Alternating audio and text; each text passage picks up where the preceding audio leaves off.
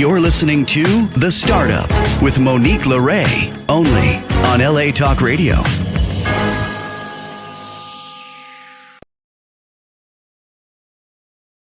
How's it going, Los Angeles? This started with Monique Lore. I'm Monique Lore. Thank you for tuning in on this Sunday. Beautiful Sunday. I'm here in Laguna, and as some of you know, I'm moving, and so there's going to be a little transitional period here with the show. There might be some travel in there, but I have a jam-packed show with a lot of talented people today. And so first I want to say a big shout out to our sponsors. Thank you so much to Michael Solberg Family Wines. Leah Solberg, thank you so much for everything that you do for the show. Shout out to Shane Hyman. He's amazing at Next Level Global Solutions. Thank you so much for everything you do, as well as La Casa del Camino here in Laguna Beach. Shout out to Felton Calhoun, the GM there. So if you're ever looking for a staycation and you're living in the San Diego or LA area, come down to Laguna. It's right in the middle. I'm here on PCH today. There's a lot of action, so you might hear some noise, but we're going to keep the show going. And today we have our first guest, Crystal. How's it going? Welcome to the Startup. Wow, thank you so much. I'm doing really well. Calling in or streaming in from New Orleans, Louisiana. Nice, beautiful. How's Nolans doing? Did you get a good cup of gumbo yet? That is everyday cuisine. That's right. Breakfast, lunch, dinner, right? Wonderful. Oh, well, you look wonderful, and I'm loving the color, this pink on you. Why don't you go? Well, you're welcome. And for the listeners and viewers, and just in case they're not familiar with you and your brand, why don't you go ahead and introduce yourself? Absolutely. So I am Crystal Hardy Allen, and I am the founder and CEO of a global education and management consulting firm that is based in New Orleans, Louisiana. We serve about 10 different countries total, doing three things: customized workshops, strategic planning services, and also one-on-one leadership or executive coaching. Wow, wonderful. Yeah. You're really covering a lot. And I'm hearing people, kind of say that there is a need for quality to be stepped up in those areas, in teaching Absolutely. and leadership. Is that why you started, or? Well, my formal background is that of being a school teacher and school principal. And so I was able to transfer my love for teaching, for helping others, and really building the capacity of empowering someone to go to their next level, translating that from working with young people and teachers to working with organizations, companies, and government agencies across the world. Wow, that is really impressive. I mean, you're in New Orleans right now. Nolans, everybody. Nolans, NOLA. So where do you see your company going right now? Where are you guys based? I know you said you're international, so tell us the countries that you're reaching now, and then where are you looking to be maybe in 2020 at the end of the year, and then first quarter of next year? Yeah, it's a really great question. So right now, we serve a number of states within the U.S., as well as India, Pakistan, Jamaica, South Africa, Nigeria. I'm trying to remember Mexico, Wow. and also Canada. So we're in a lot of different places, and those spots abroad are really fitting into two buckets. Either we are working with a leader of a nonprofit organization or a leader within a school system and coaching them to increase their effectiveness, or we're providing trainings to a set of educators.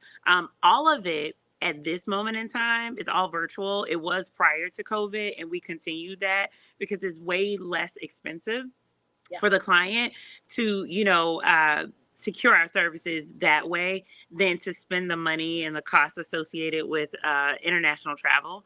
And by the end of this year, we in Impact would have touched at least 50 different clients and organizations throughout the U.S. educational school system via private and public schools, but also over 30 different nonprofits and government agencies in the U.S. and over 15 different for-profit companies in the U.S., including Google, Amazon, Microsoft, et cetera. Globally, by the end of the year, I don't actually know those precise numbers. We have to do. That's okay. Up to date. A guesstimate. I would say at least 5 different organizations, because the organizations that we work with, they themselves have global reach. So for instance, we might be leading a teacher training, but it's an organization that has teachers in India, teachers in Jamaica, teachers in Mexico. And so they're all on the same virtual space with us at the same time.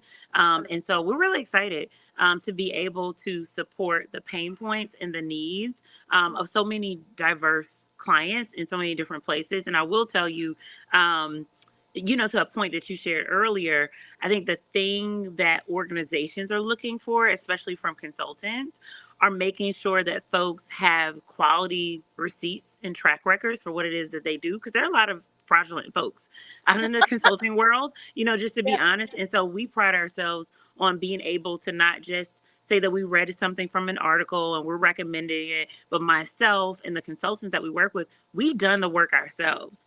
So we're not advising people on things that we don't have a track record of success having done in their same seats. But then also the willingness to walk with them through the change. So we don't believe in a one and done experience, where you go, you sit in a training, a workshop, or a coaching session, and that's it. We are connected to folks for months, 6, 9 months, a year, 2, 3 years out. And that way we're able to really coach them deeply, right? Be a thought partner when there are hiccups, and really help them celebrate their wins, right? So that accountability is important. Yes, and seeing them through the finish line. I mean, Mm-hmm. all roads go back to track and field for me, but Yeah. you really are coaching. You're an executive coach in a sense, and I Mm-hmm. love that you are touching all these areas in the world. Yeah. So, what there's so many questions, and we don't have a lot of time. I want you to come back because why don't you Absolutely. share? Yeah, why don't you share in the last 3 minutes we have with you right Mm-hmm. now what you want people to know going forward, what we're missing with your organization, and what you do different. Yeah. So, one, I will say that I am a week and a half away from the official launch of my very first book. It's called What Goes Unspoken. Wow. Um, and yeah, and so I was offered a book deal last year from Wiley and Josie Bass as the one of the oldest and largest publishing companies in the world, to produce or write this first book based on the work that I've done with a lot of major tech companies and large organizational clients. And this book is essentially a roadmap and a playbook for moving conversations around diversity, inclusion, and equity, moving them from theory and being so abstract to being very concrete and practical. So in this book, we focus a lot on what does that look like in marketing and branding and finance and engagement with the community and hiring, HR, all the things. And that text will be in Barnes and Noble and also Books a Million. It's already on Amazon and those retail sites as well on pre-order, but it'll physically be on shelves on October 3rd. And so that tool I'm really excited about I'm because excited. that is something. Congratulations. Yeah, yeah. Thank you so much. But I'm excited for folks to get it in their hands and really have a way to ask deeper questions, a way to audit themselves and their organizations, and a way to also hold institutions more accountable to not being performative. Beautiful. We are going to go deeper dive. I'm going to have you come back because there we can touch on a lot of that, including, there's a few things I'm working on documentary wise that I'll share Hmm. with you offline until I announce it. But Hmm. it ties in with the book and the inclusivity and all of that and what it looks like, how it shows up in your organization instead of Yeah. just putting on a shirt and posting something Yes. once every Yeah. year. I love that, that you're trying to push the ball, get Hmm. fine and just make it work. And Yeah. congratulations on your book. We're going to have to invite you to the Emmys gifting suite and get some of your books out to some of these celebrities. I think that would be really valuable. Oh, that would be absolutely incredible. And we are definitely, my whole team is really excited about what it will mean for folks to even have the same language and Mm. understanding of these words, because so many things are buzzwords currently too, and when you ask people like what does it really mean, they may not be able to define it. And so it's hard to actualize or materialize something you can't even define. So this book is really a teaching tool for parents, for professionals, etc. But again, it's called What Goes Unspoken. And it is by myself, Crystal Allen, and listeners should and viewers should check it out for sure. I'm excited for you, and I know it's just the first of many, my dear. I think that this is beautiful. You're adding something for your legacy. You're giving people something tangible. Thank you for being a change agent for good. And we'll talk to you soon. Enjoy NOLA. I know you are. Oh, absolutely. The weather is really great right now. I'm like, I don't know if you can tell, but it's really wonderful and beautiful outside, and this has been rare this summer. The heat has been unbearable. I bet. Now go ahead and give us your handles real quick.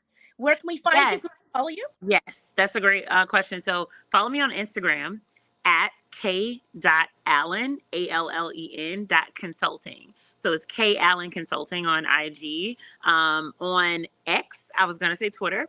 It's at K Allen Consult. And on Facebook, it is K Allen Consulting as well. So the same on pretty much all platforms. You're giving me so much life. I need to start working on all the books. But thank you for being here, Crystal. We will see you really soon, and I will chat with you offline about a few things. Absolutely. And you know what? Let me take a quick little screenshot so we can put it on our socials. Do you mind? Not at all. Hey, guys. All right. 1, 2, 3. Okay. I think I got it. I wasn't 100% sure there. You could do it one more time. Why don't we do one more? Sure. All right. 1, 2, 3. Okay, there we go. I heard the sound. We'll see you soon, my dear. Be well, be safe, okay? You too. All right, bye.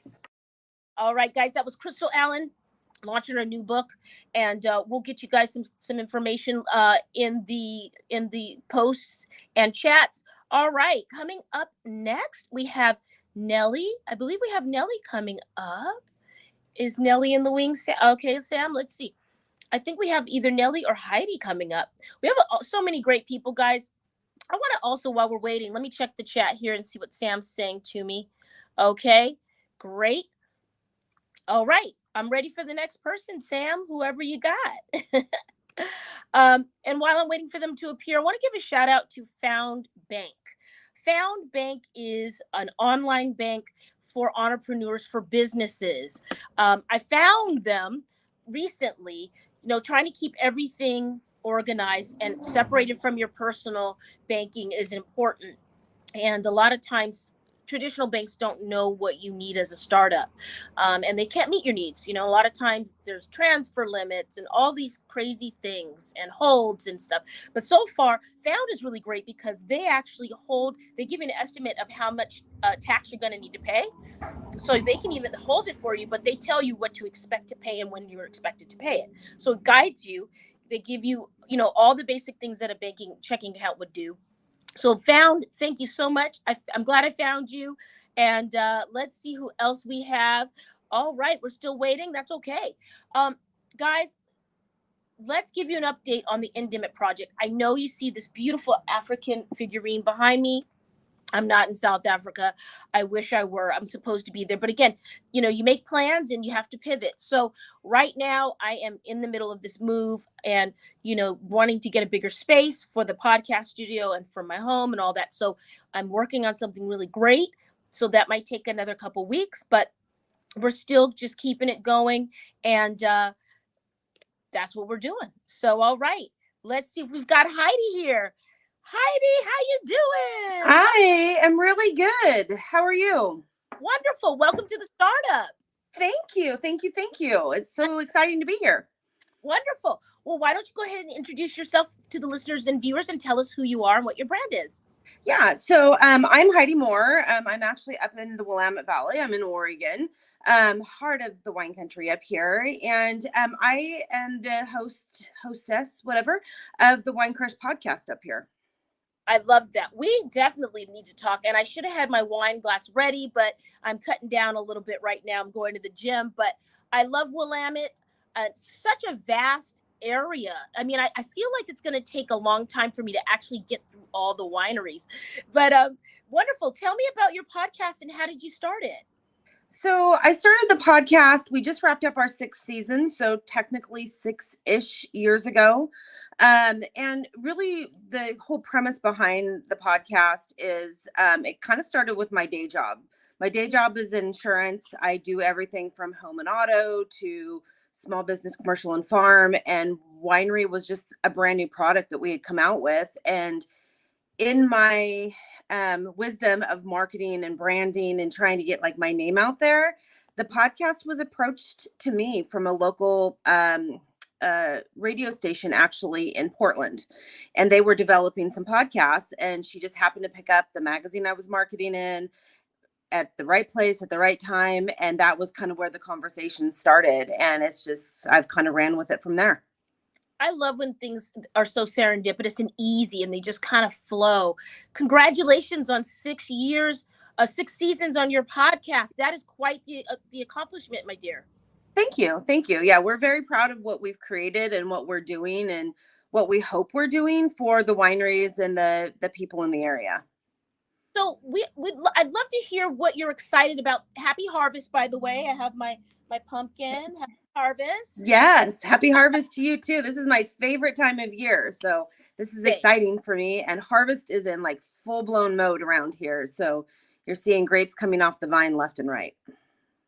What varietals, what vineyards? I know you don't need to plug people if you don't need to plug them, but if you do want to plug them, yeah. What are you excited about? What are you excited to get in your glass this fall? Oh goodness, that question is so loaded. Yeah. As you may or may not know, so Oregon, especially the Willamette Valley, is known for its Pinot Noir grapes. And so there's a ton of Pinot coming off the vines right now. And that can be anywhere from, they can create, the beautiful red wine that we're known for, but it also can be a sparkling wine. It can be a rosé. It can be a lot of other things. But we're also really producing some beautiful Chardonnay, and Riesling happens to probably be my favorite. So I'm always excited to see what the new Riesling is that's coming off the vine and how Mother Nature and the weather has affected it, this year. I love that. You're reminding me of a book I was reading called Vertical. It was the next book after Sideways, and Miles winds up. Guys, I don't. Spoiler alert. Miles winds up. We got a lot of motorcycles here at the beach today. Miles winds up in Willamette, and for part 2 of the film. So he leaves off in Solvang, and he winds up there because he loves his Pinot. He's got his collection in his closet. So you're reminding me of that, and I've got to get back there. Wonderful, wonderful. I'm with you on the Riesling. The other day I had a beautiful Viognier, and if I can't get a Riesling, then I try to find a Viognier if possible. But Pinots are really great right now, guys, for the fall. I think it's great with anything that you're going to eat in the fall, right? I would 1,000,000% agree with that. I think Pinot, red wine as a whole, really kind of gets pigeonholed into you have to eat it with a red meat, or you have to eat it with like a heavy, heavy red sauce type, dish, pasta, whatever. But Pinot is so versatile. It can be so elegant. It can be so fresh that I love it with popcorn. Like that's one of my favorite pairings is with just buttery, salty popcorn. We've had peanut butter cookies in the studio and doing some taste testing, and the Pinot like really whooped it with that, the peanut butter and the Pinot together. But Pinot can go with anything. It can be so elegant, be so wonderful. And it's versatile across the board. Goes with almost any sort of food. There you go. Let's not put Pinot in a box, people. No. Don't put it in the box. Yeah. All right. Well, Heidi, I'm excited to see what you do next. Why don't you go ahead and plug your socials where people can link up with you? Are you acting as a guide or liaison for people maybe that are new to Willamette in the area that don't really know? Can you offer some services, how to guide people, or what do you do when newcomers come to town? So it's funny you asked that. So there is a big gaping hole kind of in that specific realm. And in Oregon specifically, there are 1,500 wineries and growing. So you can get really lost really easy. And there's all these amazing industries and like supporting partners, whether it's transportation, restaurant, hotels. And so we've actually taken our website, which is winecrushpodcast.com, and we have made it a travel guide. So we're helping to kind of point people towards the right directions on who they want to see, what they want to do. There's a listing of all the podcasts we've made and recorded. We really like to emphasize the small guys, the boutiques that don't have the big, houses yet. They're still just really hustling and grinding, and we love to give them a lot of extra love. So you can find a lot of my information on Wine Crush Podcast on Instagram. TikTok is creation in the making, and Facebook, of course, and our website is beautifully done, newly rebranded and ready for the travelers to come in. Congratulations. I'll have to talk to you offline for a couple opportunities. My wine partner, Michael Solberg, Family Wines, Leah Solberg, she lives out there in Estacada, and maybe we could come say hi to you on your podcast. You're on mine. We give you some Absolutely. all for friends across the board. Come in and we'll record and have some great fun. And I'm always looking for great personalities to feature, because for me, that's what I fell in love with the wine industry, was the personalities and the stories, and the wine was kind of, came second. Yeah. Honestly. I hear you. Well, very good. I'm going to invite you through your PR people to our Emmys, Celebrity Emmys event in January. Maybe you could bring a good Riesling. Maybe you could bring a good Pinot. We'll chat offline. That would be fantastic. I got so many great things to bring. All right, Heidi, thank you for being here on a Sunday. You guys, Heidi Moore, give us your hashtag one more time so people can find you. Yes, Wine Crush Podcast across pretty much every socials, and then also online with our website too. Beautiful. Have a beautiful day, and cheers, Heidi. Cheers to you as well. Thank you. You're welcome. All right, guys. Heidi was awesome. We've got to have her back, and I've got to have some wine in my hand. Like, I've been working on my fitness, so I'm cutting down a little bit. But let me see what Sam's saying to me, because I know he's got something here. All right. Hey, Nellie's here. Hi, Nellie. Hey, Monique. How are you? I'm good. How are you? I'm very well. Very well. Good. I feel like you need my glasses for that shirt, or I need your shirt for my glasses. Actually, it's a very good combination. I was just walking in downtown today, and someone was like, "Oh, like you're the most colorful person in all of downtown today," and it was true. Everyone was like in black and gray, and this is a whole dress. So you only see the top of it, but it's actually a whole dress to my feet. So I should definitely have your glasses too. Yes, and I'm hearing a beautiful accent, and I feel like it's either Norway or Sweden, or where's that accent from? You're right. There's very few people that guess it right. It is Sweden. Actually, a lot of people are guessing like South Africa, Dutch, Australian. Some people, like I've heard all different places, but yeah, it's Swedish. You're right. All right. So why don't you go ahead and introduce yourself for the listeners and viewers, and tell us about your brand. Absolutely. So I'm Nellie Wartoft. I'm the founder and CEO of Tiger Hall, and we are a knowledge sharing platform which helps companies to help their employees learn, share knowledge internally and also between companies. And I started this 5 years ago because I was personally very fed up with the education system. And what we were learning is not really helping people to get ahead in the business world. And then I was working as a recruiter in talent acquisition, and I always had candidates who were like, why am I like not getting ahead? Like, how can I get my next role? How can I get visibility internally? Like all of these questions they had around how to get ahead in their careers. And I was like, I'm just a lowly recruiter. I don't know the answers to these questions, but I know the people who do, and they were my customers that I was recruiting for. So I started thinking, how can we better connect people who want to learn from each other, and doing kind of like mentorship at scale, if you will. That's how it started, and enabling people to learn, share knowledge, information in a much more engaging way than traditional like email, town halls, learning platforms that are kind of in use at the moment. So that's high level what we're doing. You know, it's got to feel really great to be in a sector, in a niche that you already are interested in, but then you see a need and people are leaning on you, and then you're creating value, but you're also feeling like you're validated as well. It sounds like that was the scenario that you just shared.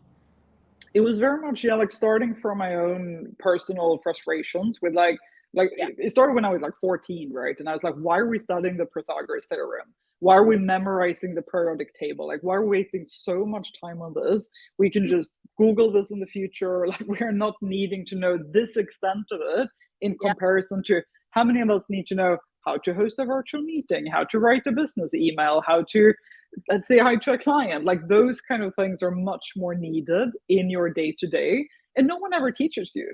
And the same with personal finance. Like people don't know what compound interest is, and they're losing money on their credit cards, but they damn know what gold and silver is in the periodic table, right? So that's what I feel is very skewed. So started there, and then just kind of like added on with like, oh, people also have this challenge, and we can also help with this, and this is also how they can use it.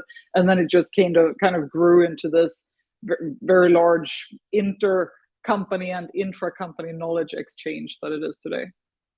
If you're open, let's see what we can do here. I would love for you to give us something for like startup, for entrepreneurs, like you were talking about, compound interest. Give us a little golden nugget, if you will, or a little tip for startup entrepreneurs. Maybe they're having trouble, saving capital, or these little tricks of the trade can really add up. I was just sharing in my little break, Found Bank online, where they calculate your taxes, what they might be for what you're depositing, and they show you where you might be paying, like, okay, January you're going to owe this. And I find that really helpful for a fast-paced person who doesn't have time for all of that. Like, it's good to know coming then. Maybe there's something in your toolbox that you could share with startups, that might make life a little easier. Well, I think when it comes to fundraising, so we've raised $11 million, and our backers include Sequoia Capital is the largest one, and Monks Hill Ventures. And my golden nugget, if you will, when it comes to fundraising, is always raise twice as much as you think you need, and count on it for lasting half as long as you think it will. So if you think you need $1 million for a year, then raise $2 million and assume it's going to last for 6 months. Wow, so that's really my top principle. That is the truth too. Yeah. Truth. And also one more on that subject is it takes just as much work to raise $5 million as it takes to raise $500,000. So you might as well just spend that effort and time on raising 5 million instead of wasting your time raising 500K. So always raise as much as you can is another one of my advice. Beautiful, beautiful. What are you seeing in the education space? Because I did have Crystal Allen on a little earlier, and she was talking about, her, she's just got a new book, and she's putting all her skills together in that book, and it's amazing. But what are you seeing in the educational space? Maybe that if people are, bridging the gap there. I know that there's a lot of growth that needs after the pandemic. I did a couple of documentaries on the pandemic. I hear it all the time that education's kind of dropping off. Parents aren't happy. They're being kind of emotionally abused and physically abused and not taken care of. What are you seeing there that maybe we're missing? Macro view. I think across all the way from like primary school up until adult education, I think what we're seeing is a more and more like lack of being in touch with reality. And that was also the big thing I reacted to way back. But I see that has been accelerating more and more when you think of like how long time does it take to develop a curricula or a course or something like that is historically taken a lot of time. And if you take like universities, right, it takes them like 3 to 5 years to develop a course. So if you take something like Gen AI, you might see that showing up in university courses in like the next 4 to 5 years, around there, and by then it's already going to be something else. And you look at any kind of computer science education, what you learn today is going to be completely obsolete in the next 6 months, right? So the speed of which education needs to keep up and that people need to always be agile and learn new things, that has been accelerating like nothing else. And I think that puts new pressure on also what are the skills and the mindsets that we pick up. And we've moved from like a knowledge focused education system to a little bit more towards a skills based education system. But I believe that we need to move further to a mindset based education system. Because if you think of it, like we don't need knowledge, we can Google it.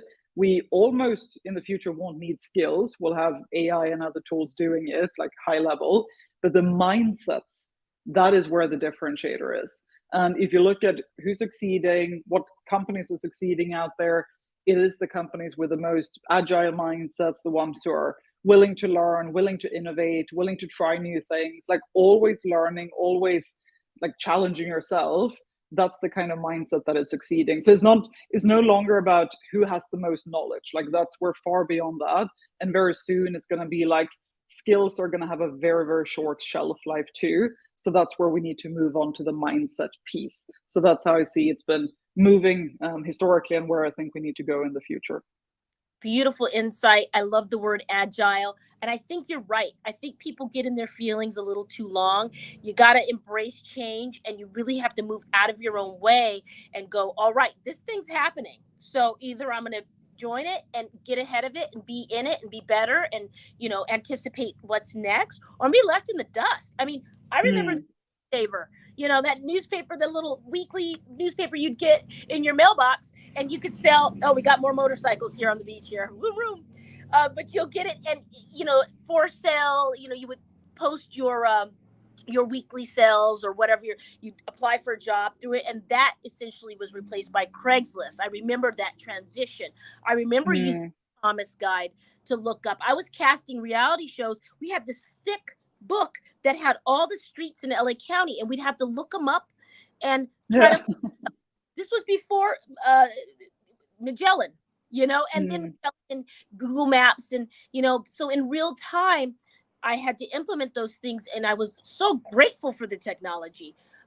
What are you excited about that's coming up, or that you're looking into this last quarter, or maybe at the start of 2024? What are you getting into? Well, I'm not going to say AI because I think everyone else is saying that. So you can still be excited about it, though. I am excited about it. I am excited about AI and what it can do, especially within education, given that education is so much around content, personalization, and delivery of that personalized content. So I think AI has a big job to be doing there. I am more excited, though, about the inclusivity in global education, and when it comes to mindsets, like how things like sharing knowledge across borders. I'm very passionate about inequality and social mobility and breaking down those barriers of knowledge, and the way knowledge has historically been held and in very small, like elite groups, and like where you come from is very much determined, like, are you able to get into an Ivy League school? Like that is determined pretty much the moment you're born, right? And breaking down that barrier, that's something that I'm much more excited about than AI, to be frank. And seeing that, like, how knowledge is happening across borders, across socioeconomic levels, like breaking down those barriers is something that I think will get a lot more attention in the next 5 years. And that's something that I'm very much looking forward to, out of personal passion reasons too. Beautiful, beautiful. I love that as well. I think TED Talks and things like that really open our minds to people all over the world with different educations, and lets little, young people know I could do that, right? I mean, and it's at their fingertips. And I think that, what you're saying is so great. How do we remain ethical with AI? I'm in an MBA program right now, and I'm not using AI. How do you foresee a pathway where you can still show up and show that you've learned the content, the material, the coursework, but have that competitive edge where it's not crossing a line? How do you foresee that? So I think the most important way of being ethical with AI is for everyone to get into it and start using it. I see right now that it's causing an even bigger divide, and you have people that go like, oh no, it's going to destroy the world and it's awful, and like, don't do it, don't get into it, and like they are not getting into it. And then you have the other side of it, they're just extremely, this is going to save humanity, it's the most amazing thing ever, and they do everything in AI. And I think the danger we risk running into is if we drive that divide further and we have the AI big believers and the AI haters, and we don't want to end up in those two camps. So what I advise is for everyone to just start getting into it, just start understanding it, just start using it. Like, even if it's things like, bring ChatGPT into your workflow, use Copilot that Microsoft launched 3 days ago that we're also part of and integrated with. Use all of these small things that can help you in your day-to-day work, and use that, like, and be curious, be interested in it. So coming back to the mindset, right? Like, the people always need to be agile and always changing and picking up new mindsets and skills. Like, you need this mindset of curiosity to be able to understand AI, because the most dangerous thing that we can do is to leave this in the hands of a few very powerful white men in Silicon Valley. I don't want it to end up there, and I think most people don't want it to end up there. And when people say, oh, this is scary, I'm not going to do anything with it, every person who says that, we're getting one step closer to having this in the hands of those guys in Silicon Valley. And the more centralized AI becomes, especially in the hands of private sector, the more dangerous it is. So we want it to be something that is decentralized, that is owned and used by people across the world, that is used by governments. We need people in government who can use AI, who understand AI, who can make policies around AI. So broad usage is really the best way to combat it, if you will, because it's the people who are scared of using it or say they're not going to use it, they're the ones who are indirectly, even though they don't want to, they're indirectly putting it in the hands of the few that are the ones that are going to use it and then in the end perhaps abuse it as well. So we all need to be involved. That's very, very key. Wow, that's a really, really great answer. And I think that it's a really it kind of aligns with what I tell my documentary clients, right? Like doing the social justice and the, you know, the other things that I'm working on documentary wise. We have some lighthearted subjects too, rock climbing in there. But when they are worried about backlash or repercussions, I say more, but you're saying more eyes on the document keeps it legitimate and keeps it functional, and it keeps it polished and regulated. And I like that. I mean, that's pretty much what you were saying. And I tell my clients, shine a light in dark places. If you're worried about what you're saying and you're pushing against a system, be in the media more, be upfront more. Light exactly on. Be in the system more. Exactly. Yeah. Like, be in it, be part of it, participate, like try it out, test it, like have open eyes, like don't shut it down, and don't just go out talk about like no, because there are going to be people on the other side that are going to be yes, and they're going to end up with the power. And especially in things like AI, we all need to have AI power. It's incredibly important, because the people are not doing anything, they're going to end up leaving it in the hands of people who really, really want to be in charge of it. And that is the biggest danger in my mind. Wonderful. Nellie, I could talk to you for an hour or more about this. We'll have to have you back. And I don't know. I foresee a TED Talk on how to use AI efficiently. I don't know. Maybe I'm not adding to your to-do list, of course. But where can people find? Where can you want to give us your social media, or if people want to book a consultation? I don't know if your calendar is full these days, but where can people follow you? So best is to connect with me on LinkedIn. So Nellie Wartoft on LinkedIn, and find me there. That's where I post most of my thoughts and interact with people. And I also am open to people emailing me at Nellie, so that's NELLIE @tigerhall.com. And our website, of course, tigerhall.com. So that's tiger the animal, and then hall like HALL.com. I hate to break it to you, everybody, but we've been using AI for a while. This has just become at the forefront and a little more commercial, right? I mean, when you go online and you are going to AT&T, that's a chat bot. That's artificial intelligence. It's everywhere. Yeah. And it will be even more places, and we're not going to be able to not have it around, right? So just as long as you're not flying my plane completely. I mean, I know that we put it on autopilot, but keep it up there. AI pilot soon. AI pilot. Well, it's been an absolute pleasure. Thank you for taking time on this Sunday and being here on the startup. Likewise. Thanks for having me, and good to meet you. You too, Nellie. Speak to you soon. All right. That was really insightful.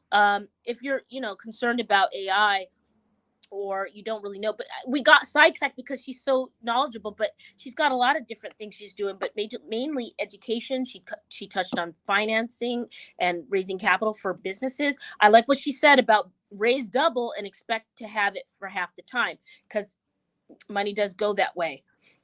I don't know why there's a piggy bank here, but there you go. That's that point. All right. I think we have one more guest. Hello. I want to say your name correctly, so I'll let you introduce yourself. Very kind of you. My name is Satyan Raja. Hello, Monique.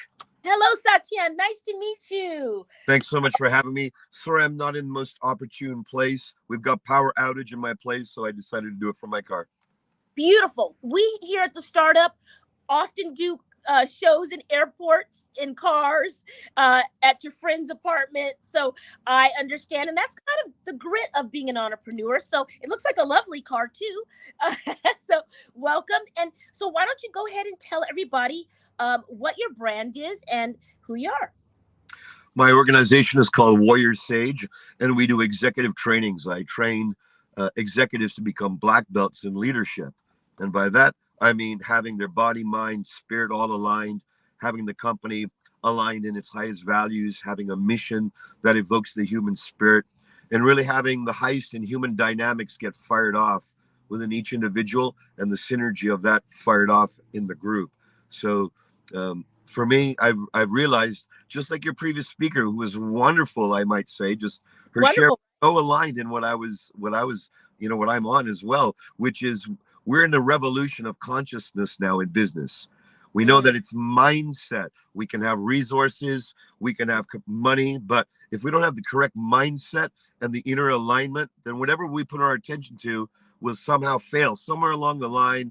But if we have our mindset straight right from the beginning and keep it in the pocket, then success comes to our door. So that's what I'm about. I love that. It reminds me of this. I've been doing that. Beautiful. So I'm interested because, there's so many pebbles along my entrepreneurial journey. There've been some rough pebbles on my journey, a lot of us, but that led me here, right? So I'd love to hear what pebbles along your path brought you to where you are in this moment, and you decided to align it with energy, and it sounds like alignment, energy, and source, and all of those good things. You got it. Well, you got it. You got it right at its essence. Well, I come from a business family from my father's side, and my mother's side are all social servants. So, in my heart, I was really inspired to create businesses that have impact, that have positive impact. And I've been blessed to be able to create many businesses in my life and have founded various businesses in many realms in health and vitality and consciousness and leadership training and such. And, that journey led me to realize that, fulfillment, we can have success in the outer world. I saw a lot of people around me. I achieved the outer success, if you will, and I wasn't fulfilled on the inside fully. And I saw this happening in the entrepreneurs around me who were successful on the outside, but at a soul spirit level, there was like a type of bankruptcy, a hollowness of being. And so I said, what worth is this, all these things, unless our soul is sparked? And so I went on that quest. I've been on that quest since very young to discover what are the wisdoms that we can bring from all the wisdom traditions. And my particular passion is for the warrior side of things, warrior and the sage. I have a passion for martial arts all my life. And to me, the principles in martial arts can really come into play, such as integrity, dedication, devotion. When you fall down 7 times, you get back on the 8th, so I think that's a really valuable part for all of us entrepreneurs to cultivate. I like that you sprinkle in a little sage in there to bring the warrior into balance. I'm with that. I see what you did there, Satine. You see, the sage is the feminine, right? And it's your turn, Monique, yourself, other very powerful feminine leaders.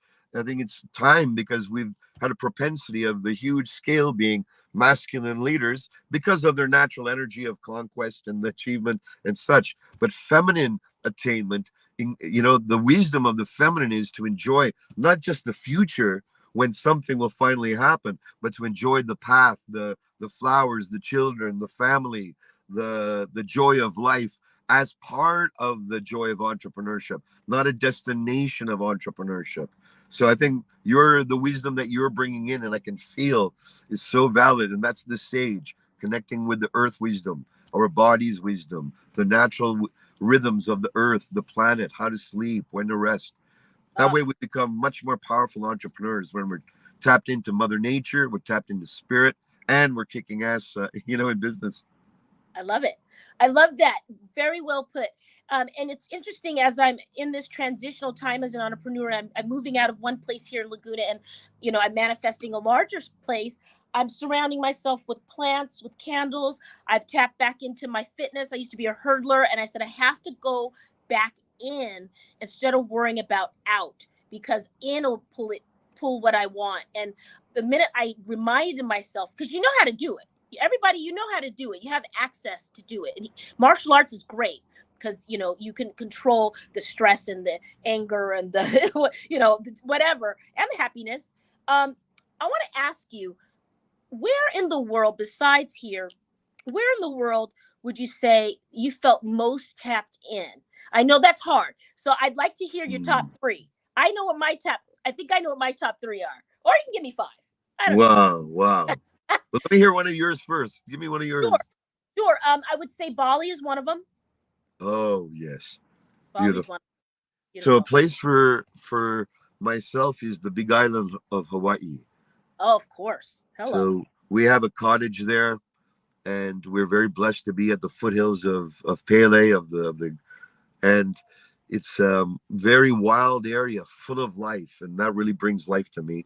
And I like to bring the CEOs I mentor to retreats there, away from everything, because it's not a tourist area, and life and death are right in your face, like volcanoes and lava and wild people and jungle. And so to me that's like, and then where else? Peru. Interesting. Have I been to Peru? Oh, I went to Chile. I was trying to get to Peru, but yeah. Yes. Tell me about Peru. Peru is very close to my heart. Part of the work I do with executives is I take them outside of their boxes and their structure, and I take them into spiritual adventure tours in wild and crazy places. And so, in Peru, I've taken many different journeys through all different sacred places. But to me, the heart is in the Amazon. Of course, Machu Picchu is profound, but the heart, when I love to take people into the heart of the sacred medicines of the Amazonian tribes there, which bring up peyote, right? Peyote? Well, ayahuasca is the main one that they use there, which is an illumination of spirit, from in being very, very potent. So that is very special to my heart. And of course, where I live, British Columbia, is really like, to me, nature is where I come from and where I'm going to at the end of all days. So it's my mother and it's my father. And so I'm very blessed to be in the countryside in British Columbia. Well, I'm going to connect you with, I think that we have them.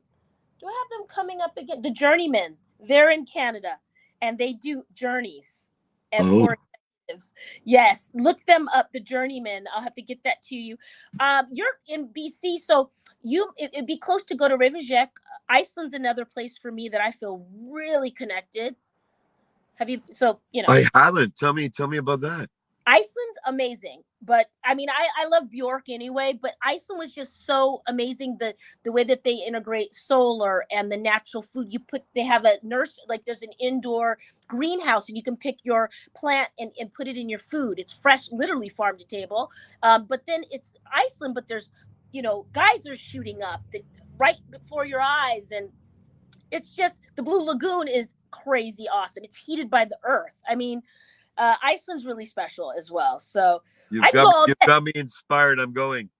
Check it out. You're very close. The flight's not bad. All right. Well, thank you for being here. And let's plug, where can executives, people who are looking to take it to the next level, I don't know what your calendar looks like these days. It's probably booked up. Where can people find you? Well, go to warriorsage.com and you'll see there, they've got many of my talks, many of my shares.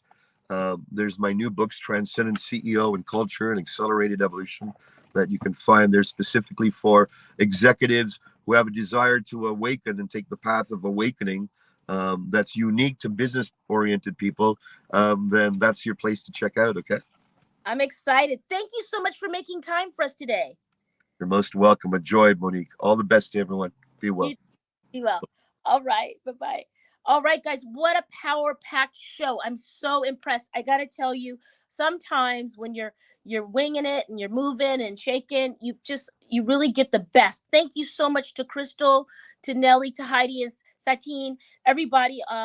Thank you and tune in next weekend. I have a power-packed show next weekend. It's going to be great.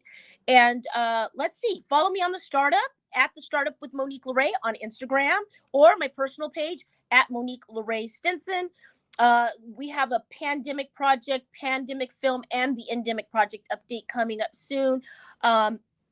You might see me in South Africa soon in the next few weeks, if all goes well. But you will see me in a new studio really, really soon. What will you start up today? I'll see you next week. Be well. Bye. You're listening to The Startup with Monique Lore, only on LA Talk Radio.